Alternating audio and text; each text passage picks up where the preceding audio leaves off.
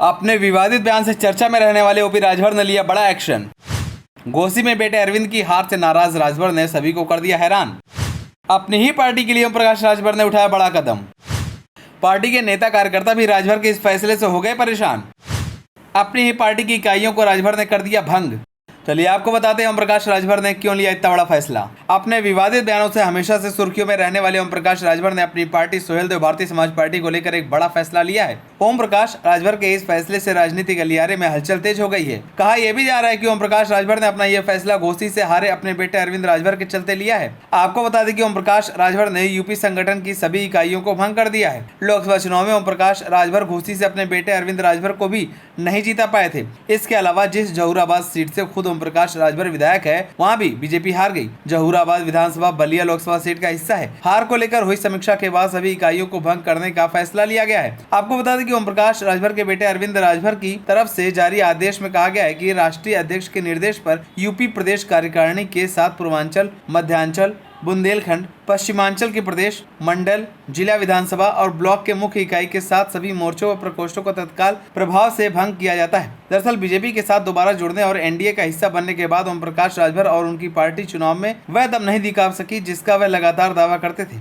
इसका पहला litmus test Ghosi उपचुनाव में हुआ। घोसी सीट पर सपा ने जीत हासिल की, जबकि यहां राजभर वोटर्स की अच्छी खासी संख्या थी। बीजेपी में दोबारा लौटे दारा सिंह चौहान भी साथ में थे और निषाद पार्टी के संजय निषाद भी। इस हार के बावजूद बीजेपी ने ओम प्रकाश राजभर और उनकी पार्टी पर भरोसा बनाए रखा। उन्हें थोड़ा देर से ही सही पर कैबिनेट में जगह मिली और पंचायती राज व अल्पसंख्यक कल्याण जैसे मजबूत पोर्टफोलियो भी। इसके बाद कई सार्वजनिक मंचों पर राजभर ने खुद के केंद्रीय नेतृत्व के करीबी होने के दावे किए। उन्होंने यहाँ तक कि कह दिया कि केंद्रीय गृह मंत्री अमित शाह ने उनसे पूछा कि कौन सा विभाग चाहिए।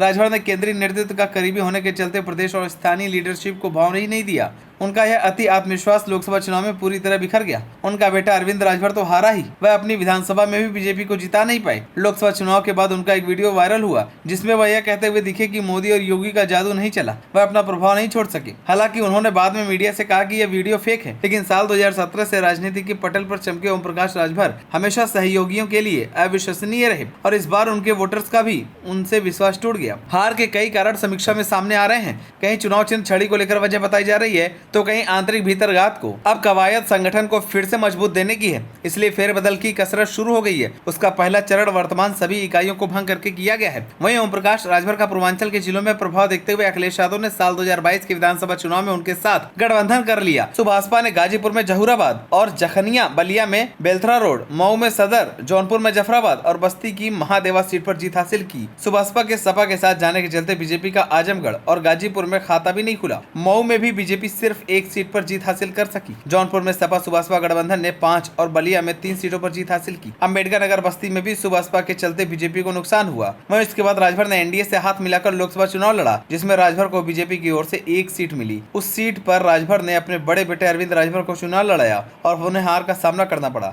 लोकसभा चुनाव में हार मिलने के बाद राजभर ने अपने पार्टी को भंग करने का फैसला लिया। बहरहाल अब देखने वाली बात होगी कि आखिरकार राजभर को इतना बड़ा फैसला क्यों लेना पड़ा।